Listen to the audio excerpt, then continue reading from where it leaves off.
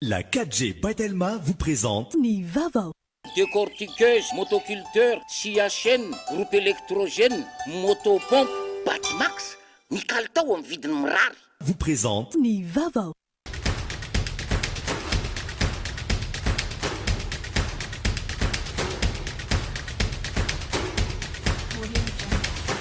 Noltranao ny fampalalam-baovao.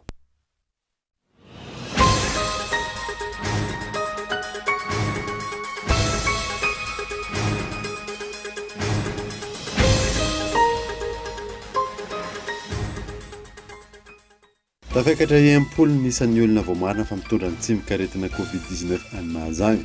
Miisa 420 vao manaraka fitsaboana eny amin'ny CHU Mahavoky, raha toka 930 kosa ny manaraka fitsaboana any an-trano.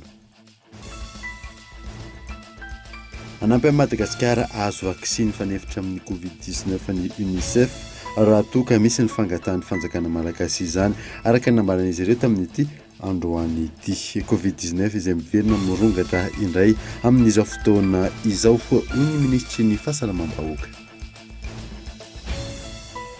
Manome 420 ora ny ministeran'ny fampianarana ambony sy ny fikarohana ara-tsiansa ireo mpianatra eny amin'ny polytechnique Vodivorana amoahana ny calendrier de bourse efa-bolana sy ny équipement. Manambana ny anamafy ny hetsika izy ireo raha tsy misy ny valy mahafa-po.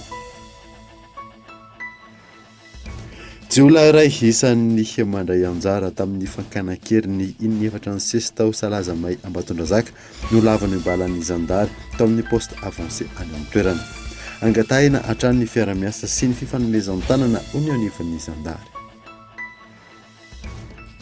Eo amin'ny maresaka iraisam-pirenena feno folo taona katroka androany noho ny trangana horohorontany sy niteraka tsunami lehibe nandrava tanàna manamorona ny sisin-dranomasina tany amin'ny faritra avaratra antsinanan'ny Japon. Nanatanteraka etsika ho fanomezam-boninahitra ireo ny arambona ny mponina tany amin'ny toerana.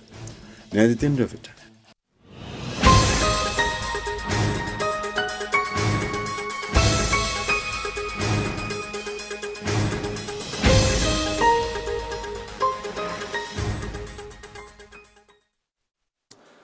Finaritra tompoko lasy tompoko vavy fotoana vaovao eto amin'ny Kultivika manasanahara anaraka izany hatramin'ny farany.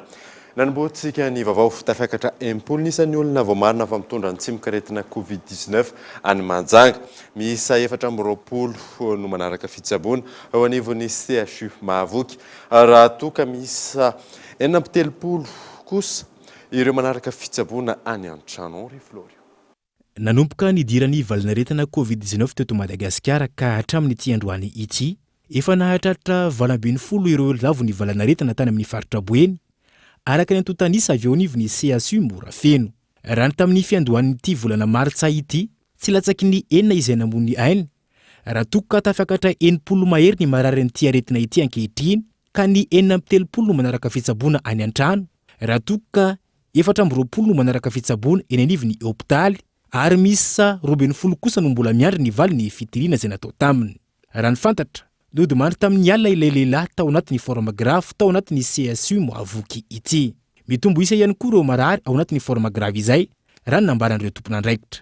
Nanomboka tamin'ny herinandro lasa iny raha tamin'ny 3 mars dia mitombo tsikelikely 4-5 fa hatramin'ny 3 mars amin'ny makaty zany zao dia tena mitombo faran'izay tsy izy efa mihoatra ny 20 mahery efa ho latsaka zany zao ny marary. Formagraphe amin'izany dia tena be dia be tokoa ary tena misy ny dao sy ny fahafatesana nanomboka tamin'ny sabotsy, lahady, ny alatsinainy, ny manatalata.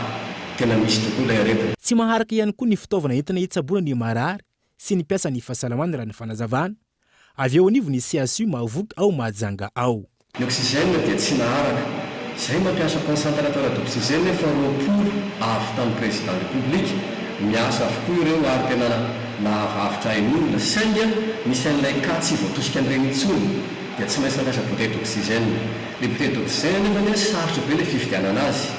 Misy manana-tanana tokoa mividy teto. Isorana betsaka an'io association io izay mividy nanampy anay be dia be. Ny générateur d'oxygène io dia afaka mandesoana tsara saingy ny détendeur no efa andalana mpitadiavana azy zany zao mety tsy ampiasa bouteille intsony dia mafapasy ranana zany ilay marary. Ny piasa dia 3 isaky ny 12 ora no manao garde zany any mpiasa ato miahy an'izany marary rehetra zany. Ny zavatra fipetrany amin'izany dia tsotra ihany. Mangataka amin'ny ramatoa taleparitry fahasalamana zahay, tokony ho ampiana tosika ilay mpitsabo aty satria reo ihany tsy efa manoatra. Misy ireo vehivavy bevoka, misy ny tanora, misy ny ankizy, misy ny fianakaviana sahirana, misy ny olona manana maizy azy no marary eo anivon'ny CSU mahavoka ao Mahajanga ao. Misy aza ireo miady amin'ny fahafatesana. Tamin'ireo marary ireo, nisy ireo izay nanaiky nifampiresaka tamin'ny mpanao gazety. Ny lo manaintena bedy misy koa maina dia afana ny hoditra dia sititra dia le koka ny tena seporana ohatran'izay aloha ny androany voalohany sempotra zany sempotra dia efa semporana zay mitarika faible lasa faible zany. Mijoro volombelona ny tenako fa tena misy io ary tena tonga am'le fitenenana hoe aza mba voany satria olona mirijarija ny tena ary masamy atsikady tsy ampafirina izay zavatra anatrehany fa rehefa azo nyty aretina ty dia tena tsy moramora ny ivoanao. Anisan'ny simbana amin'izay taova maromaro ny asa mafy tonga ny arirano efa reraka anao misoko miadina le aretina. Mangarivotra, Mahavoky, Amborovy, Androva, ireny no tena faritra ahitana firongatry ny valanaretina betsaka raha ny nambarany tompon'andraikitra ara-pahasalamana any an-toerana. Tsy avy amin'ireo sidina marobe avy any ivelany izay miditra ao Anosibe no mampirongatra ny Covid-19 any an-toerana. Ho ministry ny fitaterana tamin'ity androany ity fa vokatry ny tsy fanajana sy ny tsy fitandremana ireo fepetra sakana rehetra. Henri Florio. Tafiditra ao anatin'ireo toerana nahitana trangana coronavirus maroaro tato ato ny tany Anosibe araka ny taremarika avy ao anivon'ny ministera ny fahasalamam-bahoaka. Nanamafy ny ministry ny fitaterana sy ny fizahantany ary ny famantarana ny toetrandro fa tsy avy amin'ny fisokafan'ny seranam-piaramanidina ao Anosibe no nampiakatra ny tahan'ny olona voamarina fa mitorany tsy mikaretina any an-toerana fa vokatry ny tandrevaka ato an'ny vahoaka. Io Anosibe io zany dia mazava loatra fa nisany tena ao anatin'ny diniana mihitsy ka satria nanomboka nisy mipotra zany tany amin'ny Anosibe. Ny tsara fantatsika nanomboka tamin'ny sokafan'ny Anosibe zany hoe tamin'ny octobre 2020 hatramin'izao eo amin'ny 5500 eo ny passager tonga atao Anosibe. Ao anatin'izay le 5500 passager zay 30% ihany no tena hoe mpizahatany. Zany hoe eo amin'ny 1700 eo ihany zany mpizahatany.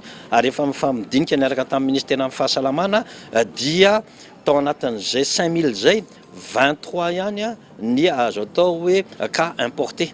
Ary le cas importé ny akabeazany dia efa tamin'ny taona 24 daholo. Telo ihany tamin'ity taonty no hoe cas importé ka rehefa raisina daholo zay données zay dia hitantsika efa tsy le avy any ivelany miditra aty ny tena natonga nisy tao Anosibe fa tsy fitandreman'ny olona tao Anosibe.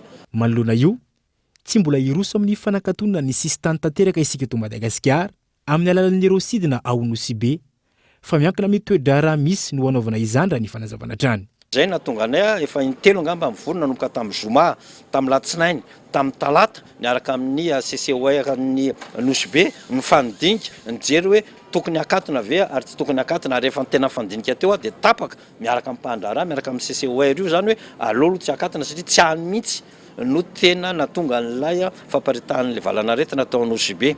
Fa kosa amafisina ny contrôle eo amin'ny aéroport eo amin'ny port ary renforcena ny sensibilisation eran'ny Anosibe mba azahoan'ny olona manaja le geste barrière natao. Zay zany aloha ny tapaka fa isaky ny herinandro dia ivory araka amin'ny CCOR io ny ministera miaraka amin'ny ministera fahasalamana jery ny fisonotry ny zany fiparitahany valanaretina ao Anosibe zany. Ankoatra ireo sidina nahazo alalana manokana avy amin'ny fanjakana irery ihany no afaka miditra eto amintsika.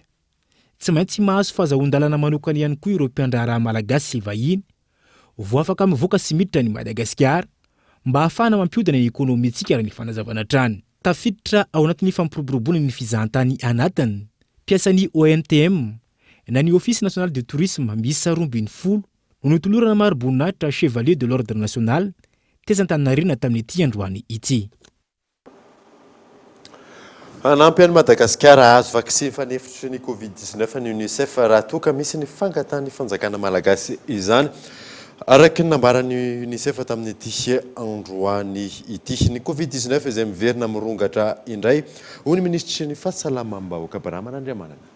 Tana fiakarana isan'ireo mitondra antsimokaretina amin'ireo faritra samihafa eto Madagasikara tato anatin'ny andro maromaro raha ny nambaran'ny ministry ny fahasalamam-bahoaka. Hatreto latsaky ny 100 isan'andro ireo voamarina ary ny eto andrenivohitra no ahitana ireo tranga betsaka indrindra. Araka izany, fepetranapetraka ny tompona andraikitra ny fanamafisana ny fanentanana eny anivon'ireo toerana samihafa mikasika ireo fepetra-ara-pahasalamana, eo ihany koa ny fanaraha-maso manoloana ny fifindran'ny valinaretina amin'ny alalan'ny fifampikasoana.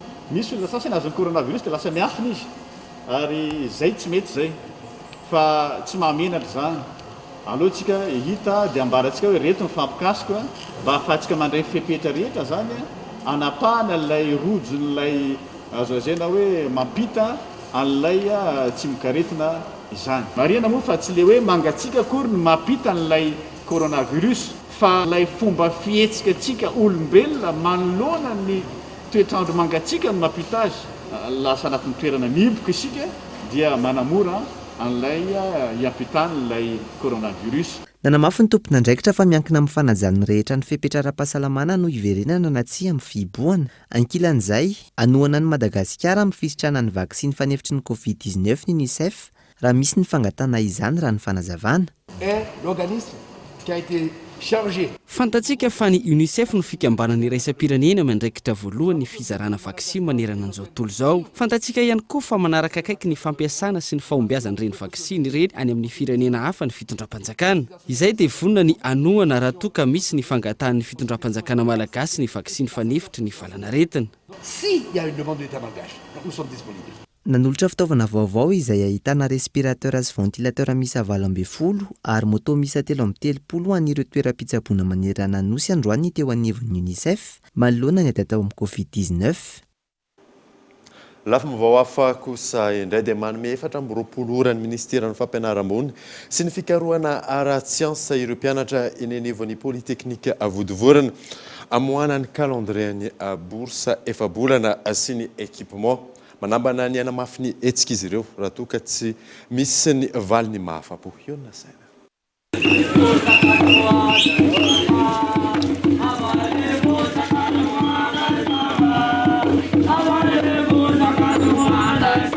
Nanao etsika fanairana ireo mpianatra amin'ny polyteknika Vodivorana androany ary nanome 420 ora ny ministera ny fampianarana ambony sy ny fikarohana ara-tsiansa amohana ny daty andraisan'izy ireo ny vatsim-pianarana efa-bolana miampy équipement. Mamia 24 heures zay hoanareo ministera sy ny fitondrana aloha dia basay keo fa nampanentananareo hoe vita ny digitalisation dia miandro ny fahalan'izay zay nefa sy nefa nareo mbola mamitaka an'ilay mpianatra ihany. Fitondrana zany ny ministera efa nakaty foana dia ohatrany hoe mamono afa an'ilay grève aty fotsiny fa presque langy ataony ny zavatra teneniny zareo aloha zany. Raha ohatra tsy izy valo mafapolo zany amin'ity 24 heures ity dia hidana an-dalambe zay napitsony iny raha ohatra hoe mbola tsy mivaly ilay fitakiana. Tonga tety mihitsy ny dafy ministera niaraka ny député anankiray dia niteny izy hoe mbola misy ambony tsy vita fa vita amina meda dia ilaina izy larobina mitana an'ilay izy dia vita io voaka ny calendrier bourse 4 mois dia vita izy omaly vita ilay digitalisation omaly hatramin'izao mbola tsisy calendrier azo avy amin'ny fanjakana dia raha tsy mivaly izay ao anatin'ny ora apetrakay dia hiamafy ny fitakiana ao aorian'izay. Efa vita avokoa ny antota taratasy rehetra nangatahany ministera ny fanazavana ireto mpianatra ireto ka tsy misy antony tsy amohana izay vatsim-pianarana izay sy ny équipement. Anamafy ny fitokonana izy ireo aorian'ny fepotona 420 ora raha tsy mivoaka ny calendrier ho iatran'ny fanazavana.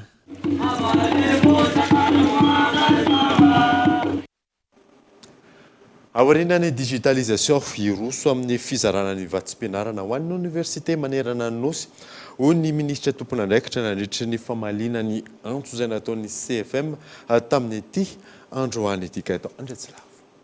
Manoloana ny fitakiana ataon'ireo mpianatry ny oniversite efa miroso amin'ny fanamarinana ireo izay tokony sitraka ny vatsim-pianarana ny mpitondra fanjakana amin'ny alalan'ny ministeran'ny fampianarana ambony sy ny fikarohana ara-tsiansa amin'izao fotoana, hoy ny ministra tompony andraikitra.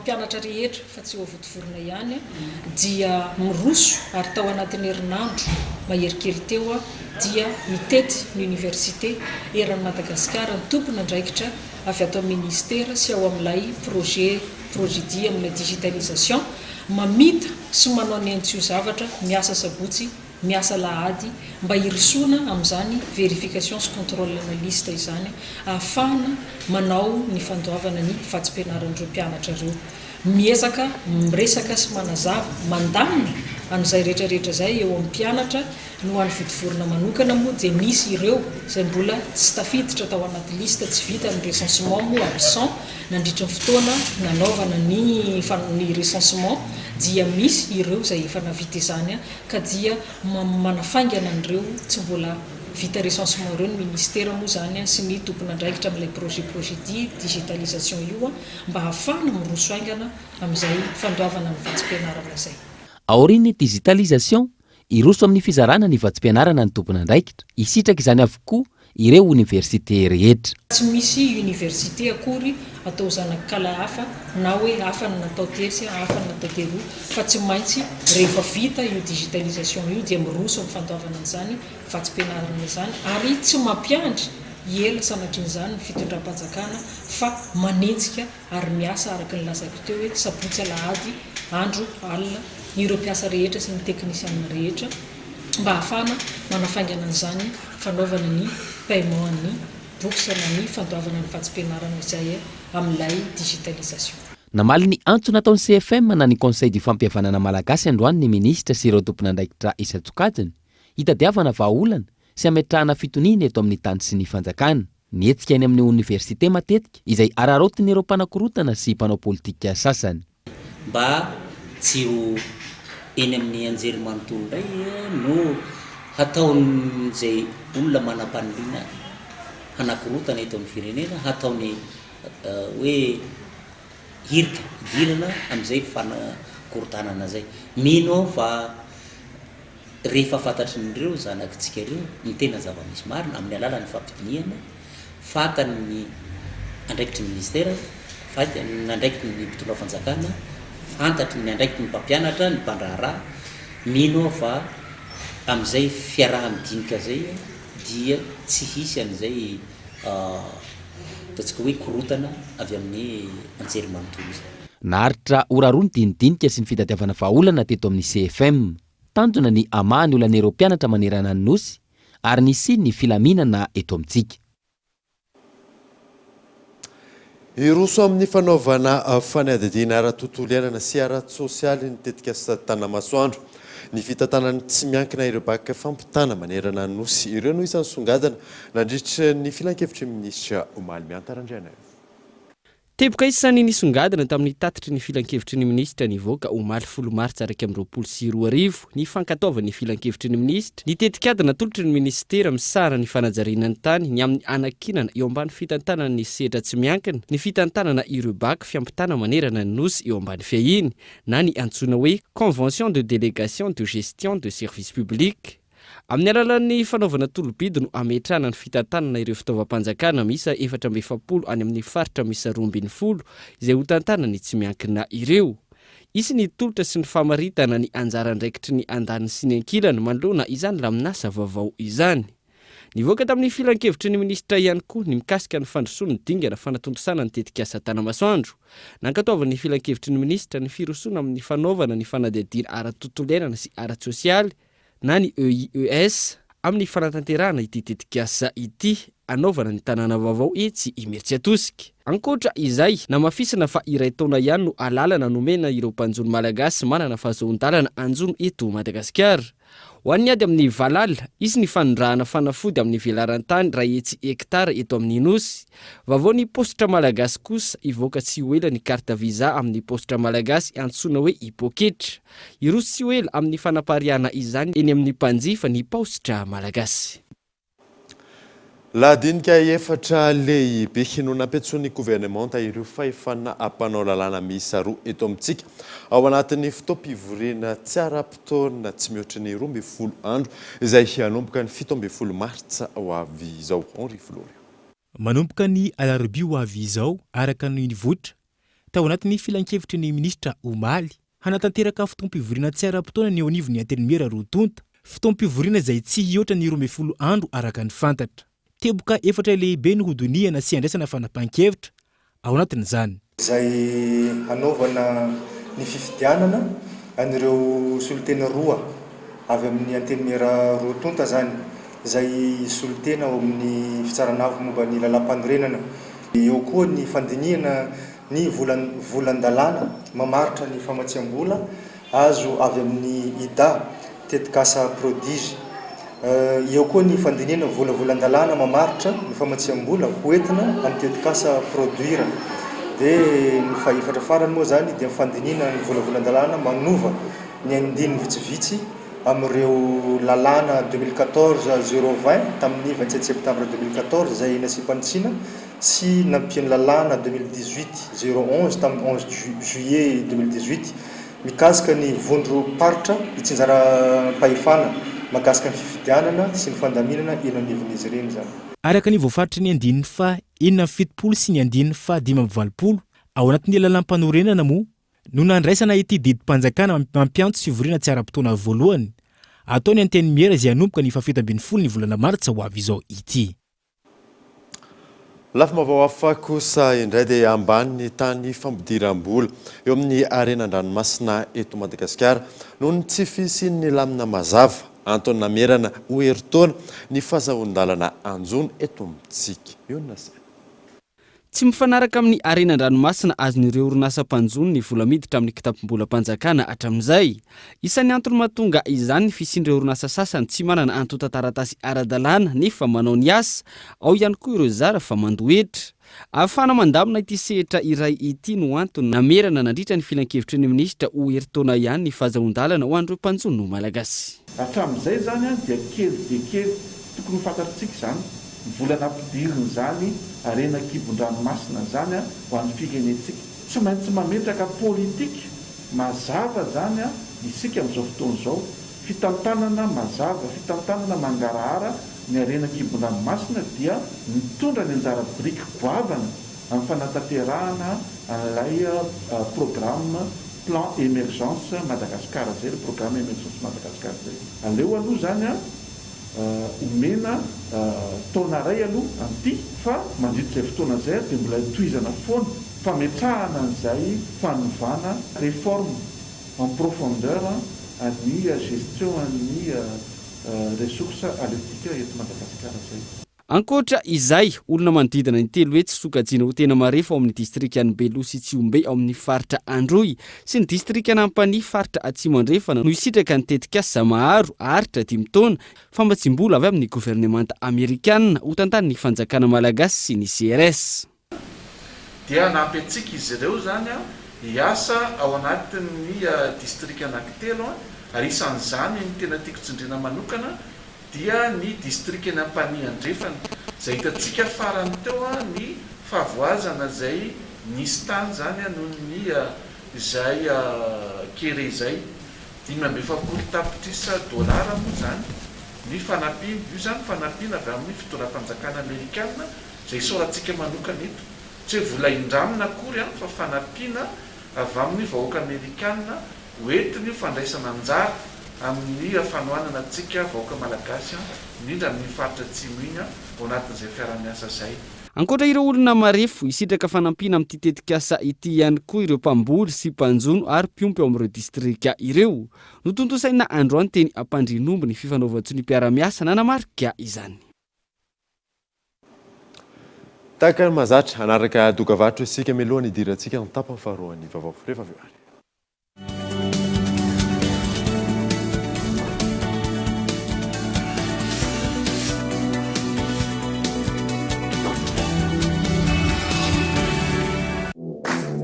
First plus, l'offre all-in-one pour vous en abonnement. Appel, data et SMS vers tous les opérateurs et à l'international. À partir de 20 000 ariards TTC seulement. Abonnez-vous en Telma Shop.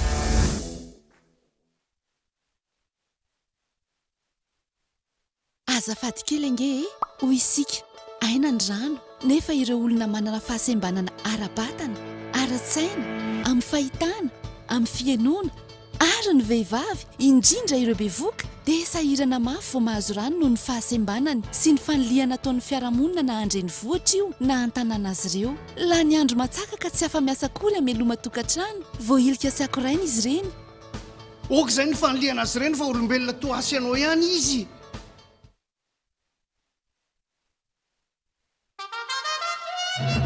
Godrej vous présente ses gammes de coffres-forts pour une sécurité maximale de vos biens. Fabriqués à partir d'acier épais très robuste et anti-corrosion. Fermeture sûre et ingénieuse. Étagères réglables en hauteur. Différentes dimensions disponibles. Testés par des laboratoires internationaux. Résistants au feu et au cambriolage. Leader en Inde en système de sécurité.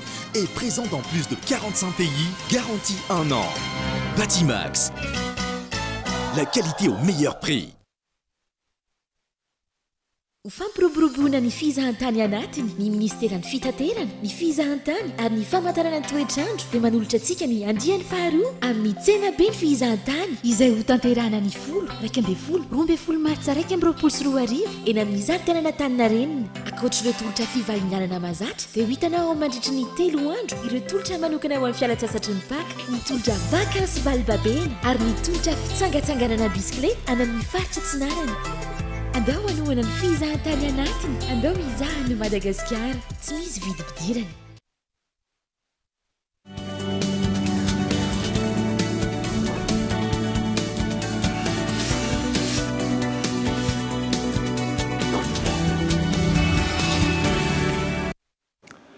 Miditra ny tapany faharoany vaovao isika. Ny sehatra ny fitrandrahana arenan-kibon'ny tany, ny fizahantany ary ny agribusiness no fampiasam-bola ataon'ireo mpandraharaha vahiny betsaka eto Madagasikara raha ny fanazavana azo. Antony nanaovana ny Forum des Affaires Madagascar-Japon 2024 ny alarana efsa. Ny orinasa Ambadovy no orinasa Japony mampiasa vola betsaka indrindra raha eto Afrika. Maro ireo sehatra azo trandrahana ampivoarana ny firenena hoy ny masivon'ny Japon. Monina sy miasa eto Madagasikara, mbola maro ihany koa hoy izy ny lesoka mila arenina amin'ny tontolon'ny fampiasam-bola. Tsy maintsy jerena sy rosoana aingana ny mahakasika ireo fifanarahana iraisam-pirenena sy ireo fiaraha-miasa eo amin'ny firenena rotonta. Ho fanomezan-toky ireo mpampiasa vola sy ireo mpisehatra eto an-toerana. Maro ireo teboka jerena sy rosoana amin'ny fanatanterahana azy hoy ny ministry ny indostria sy ny varotra androany. Fiovana lehibe efa nirosoana ny digitalisation, ny famoronana sy ny fananganana orinasa, eo ihany koa ny fijerevana ireo karazana fifanarahana ara-barotra iraisam-pirenena. Zao fotoana zao zany tsika raha mijery inona moa ny relance économique azontsika apetraka zany ao anatin'izao fifanarahana miara-miasa amin'ny Madagasikara sy Japon izao dia araka ilay voalazako teo voalohany indrindra aloha mifankafantatra ary mifandray mifanao échange d'information sy données tsika miaraka amin'ireo secteur privé afany Japon reo ary izay ny mahatsara ny hoe miaraka tsika amin'ny ambassadeur ny Japon androany ny équipe ny ambassade zany manome ihany koa an'izay information izay ny dingana voalohany goavana be ny iny efa miroso efa nisy ny échange goavana efa natao au niveau technique zany en terme na contenu ary tsy ho ela ny anaovana an'izay signature na accord bilatéral izay satria izay ny tena base andrasan'ny mpandraharaha any amin'ny hiditra amin'ny firenena anankiray ary amin'ny accord bilatéral anazy dia ho an'ny mpandraharaha malagasy ihany koa te hisehatra sy hijery ny hoe inona ny opportunité mety ho hitantsika ihany koa any amin'ny tsenan'ny Japon. Ny ato noho ny valanaretina Covid-19 ny fifandraisana mivantana tamin'ireo mpampiasa vola sy mpamatsy vola vahiny sy ireo mpandraharaha vahiny toy ny fikatona sidina. Nosokafana tamin'ny fomba ofisialy androany tao amin'ny Carleton ny Forum des Affaires Madagascar-Japon 2021 andiany voalohany. Orinasa 12 no mandray anjara amin'ny ady hevitra sy ny fifanakalozana eo amin'ny sehatra tsy miankina. Tanjona ny ampiroboroboana izany sehatra izany. Le situation amin'izao moa zany tsy manatsotra fa amin'ny seraserana satria tsy afaka makatiry zareo tena mijery hoe ahoana tsara dia izay ny anisan'ny antony organiser an'ilay forum zao hoe mba tsy hipetrahana fotsiny fa tsy voasaka amin'ilay tsy fisian'ilay voltsika fa afaka maniry ihany izay mety fitaovana sy teknôlôjia misy fanomezana an'ilay asa izay efa natomboka tserasερana miaraka amin'ilay secteur privé japonais ko. Ilay tonga tao androany zany a dia hoe hanampy hanatsara ny environnement de aty amintsika akaverana projet isan-karazany hoe plateforme multimodal hoe ahafahana manao analyse ny produit exporté rehetrarehetra eto au lieu de hoe tsy maintsy alefa en Europe les produits vao mandeha makany amin'ny Japon. Amin'ny alalan'ny visioconférence no anaovana ny fifampiresahana amin'ireo orinasa japonia maniry hiara-iasa amin'ireo sehatra tsy miankina eto Madagasikara. Fifanankalozana izay heniarahany AEMADJA, Association économique Madagascar-Japon, sy ny GK, Agence japonaise de coopération internationale nikarakara. Sehatra 10 no nivohitra nandritra io ofionana io, isan'izany ny fizahantany, ny fotodrafitrasa sy ny angovo, ny agribusiness, ny teknôlôjia vaovao ary ny fanodinana lamba. Amin'izao fotoana aorianan'ny fiboana izao maro ny tsindry mahazo ireo arena voajanahary eto amintsika noho ny tsy fisian'ny asa sy fahasahiranana mianjady amin'ny amponina apetraka arak'izany tetika asa ikojakojana sy ho fiarovana ireo faritra arovana eto amintsika gaito Andriatsila.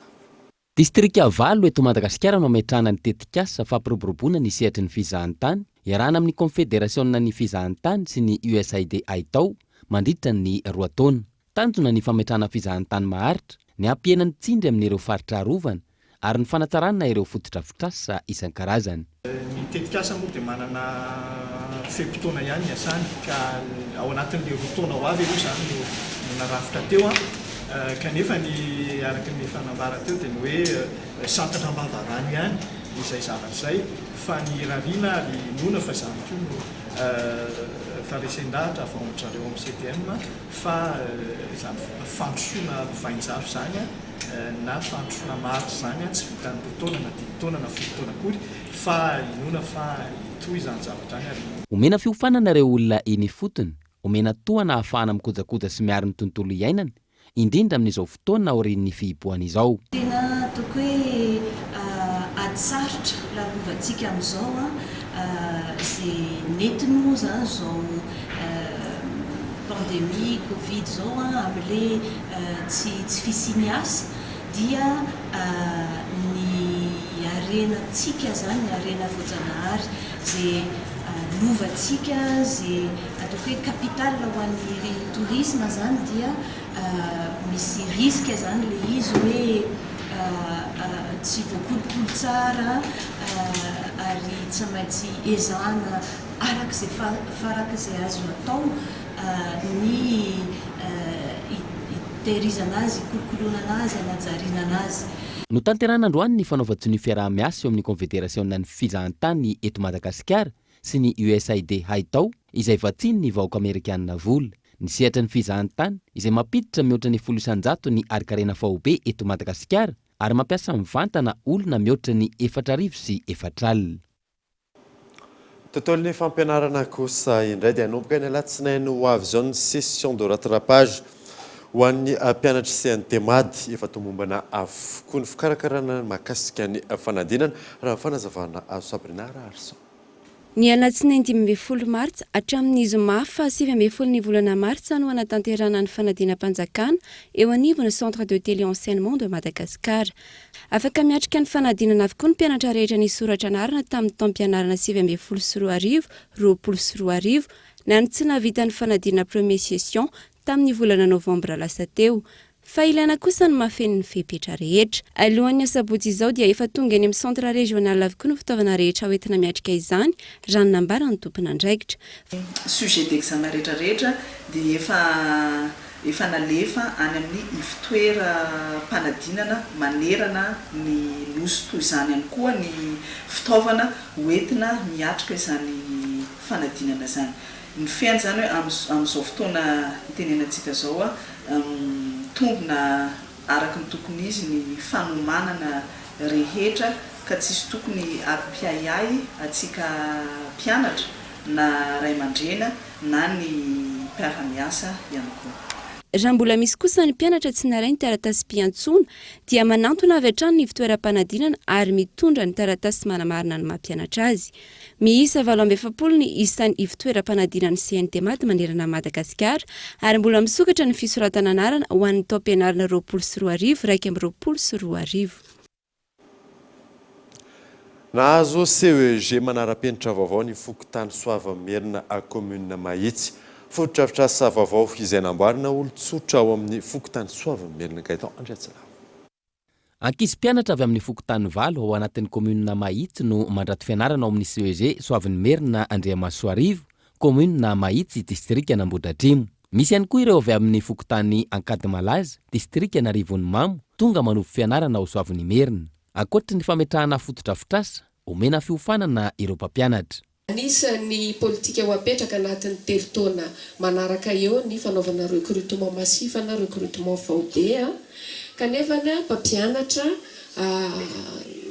nanao fampiofanana certifié qualifié moa zany no raisina ao anatin'izany, ka zay ny antony natonga ny ministera ny fanabeazam-pirenena manomboka amin'ity taona ity ka hatramin'ny taona 2023 hanome fampiofanana maimaim-poana ho an'ny farama rehetrarehetra ny UNF eo amin'ny 5,700 eo, satria fantatra fa mangetaheta fampiofanana koa izy ireo ka mba hahafahan'izy ireo misitraka ihany koa an'izay recrutement vaobe izay. Olon-tsotra amin'ny sehatra tsy miankina 30 taona mahery ny sehatra tamin'ny fanabeazana, monina ao Soavamerina no nanamboatra ny fotodrafitrasa ary nanolotra izany ho an'ny fanjakana ampiasaina ho an'ny taranaka. Fotodrafitrasa izay tafiditra amin'ny famaliana ny antson'ny filoha anasoavana ny firenena. Io ianao dadahoela enina menada zany zanany tsy dia ray aman-dreny nakatao loatra izy ireo fa nampitainy taminay taranany kosa ny fanabeazana.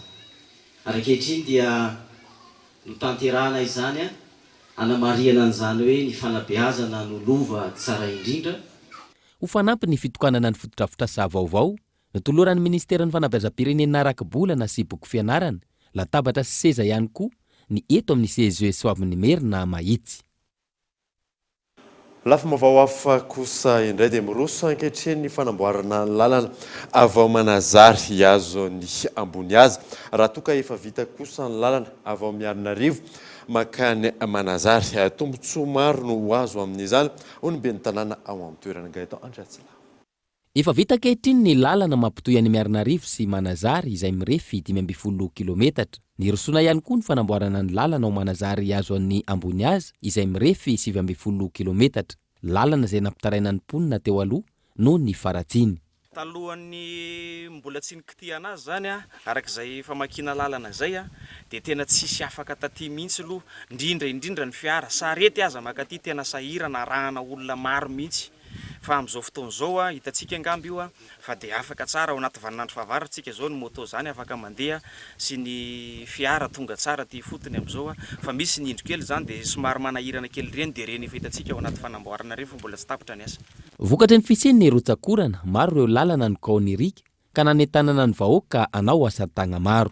Nisy ny lalana efa nivakiana, nisy kanalina efa namboarina teny saingy araka ny teneniko teo moa hoe nisy fivoavan'ny toetrandro zay dia misy kanalina zany somary tototra dia niteraka ohatrany hoe onaka ny parti sasany dia misy ihany koa ny hoe tsy afahana mizotra mihitsy noho ny vokatra zay rambolena tao zay dia tsy maintsy nentanina ny fokon'olona sanatria tsy hoe hamaky lalana no nanentana ny fokon'olona fa hanatsara ny lalana efa misy.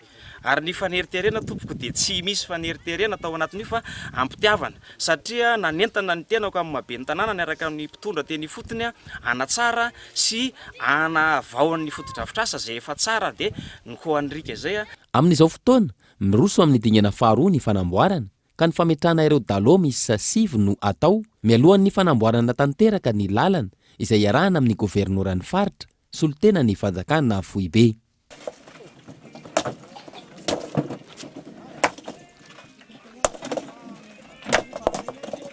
Ankoatra ny lalana, fotodrafitrasa maro no tsy maintsy ahorina sy avaozina ahafahana mampandroso ny faritra. Trangam-piarahamonina kosa indray dia jola ray isan'ireo nandray anjara tamin'ny fakanakeriny ny efatra ny sesy tao Soalazamay Ambatondrazaka no lavon'ny balin'ny zandara atao amin'ny poste avancé any an-toerana. Angatahana hatrany fiara-miasa sy ny fifanomezan-tanana ho ny anivon'ny zandara gaeto Andriatsilava. Lavon'ny balin'ny zandara tao amin'ny poste avancé ny Soalazaina ny jola ray raindahany tamin'ny fakanakeriny sy fandrombana tany an-toerana ny aliny talata lasa teo. Tamin'ny aliny fahasivy mars araka amin'ny roapolo sy arivo tokony tamin'ny 10 alina dia nifanena taminay ity jolay ity indritry ny fisafona izay nataonay. Teo moa izy dia tonga dia nisafatra nandositra raha vao nahita ny miaramila izay tarihako nanao izany fisafona izany. Nalohanan'izay dia tsy maintsy nirositra amin'ny fanenjena azy zahay teto amin'ny tanàna sy ny vohitra izay misy anay ka tamin'ny efa fora maraina izy vao nifanontso taminay indray mbola nikasa nandositra ihany izy nalohana zany zavatra zany ka voatery zay nanao ny tire de sommation mba ho fampijanona azy mbola tsy nety nijanona tany eny afa izy ka voatery zay nampiasa ny basy ka dia zao nafara tamin'ny fahafatesany zao. Isan'ny toerana lasibatra ny fakanakeriny amin'ny alalan'ny fakana Takalonaina anerena ny fianakavian'ny Alainakeriny ny komuna Ambanivohitra Soalazaina. Tranga fakanakeriny ny isa 4 ny nisy tany Soalazaina ny taondasa. Raha ny fanazavana, isan'ny nandray anjara tamin'izany ity lavon'ny zandary ity. Matsiaro afaka orooro ny mponina amin'izao vokatra azo ny zandary izao. Teka teto amin'ny tanàna Soalazaina dia dalo rendany izay nalaza fa efa mpanao kidina mpimo sy mivakotra isan-karazany ary nialatra gazoala sy zay maro tsy voatanisa ka noho izany dia misaotra ireo mpitondra fanjakana ena rehetra zay mpitandro filaminana mba afaka fahisararana ny vahoaka afaka tebitebo ny vahoaka no ny fatratrarana dalo rendany io. Na eo aza izany rehetra izany entanina hatrany ny tsirairay avy hanome vaovao amin'ny mpitandro filaminana raha misy ny tranga mampiayay any anivon'ny fiarahamonina hoy hatrany ny eo anivon'ny zandary. Zava-dehibe amin'ny famerenana ny filaminana ny fanomezan-tanana avy amin'ny fokon'olona. Maresaka iraisam-pirenena kosa indray dia feno 10 taona katroka tamin'ny ity androany ity nitrangana tsunami lehibe nandrava tanàna manamorona ny sisin-dranomasina tany amin'ny faritra avaratra antsinanan'ny Japon. Natateraka etsika ho fanomezam-boninahitra ireo ny arambony ireo mponina tany an-toerana fanambina. 12 Martsa 2024 nisy ehona horohorontany lehibe tany Japon. Minitra vitsy tao aorian'izay, tsunami mirefy 14 metatra no fantatra fa nandrava ireo tanàna, nanamorona ny sisin-dranomasina tany amin'ny faritra avaratra Antsinanana tany an-toerana. Isan'ny voakasika ny fahampotrena nandritra izany ny foibe nukleary tao Fukushima, manodidina ny 524 no fantatra fa namony ainy sy tsy hita popoka tao aorian'ity tranga ity. 10 taona ty aoriana, nanatanteraka hetsika toy ny fahanginana ray minitra ho fahatsiarovana sy ho fanomezam-boninahitra ireo ny arambonina nandritra ny fandalovan'ny tsunami ny taona 2024 ireo mponina tany Japon.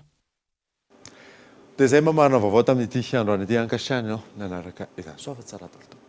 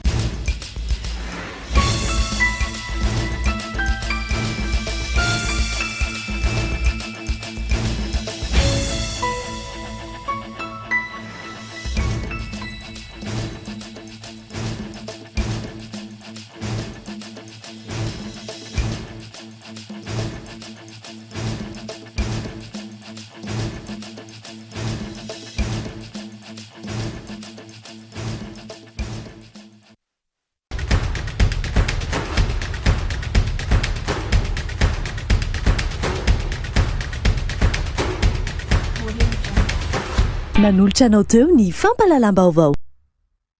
Décortiqueuse, motoculteur, scia chaîne, groupe électrogène, motopompe, Batmax, ny kalitao amin'ny vidiny mirary. La 4G by Telma vous a présenté ny vaovao.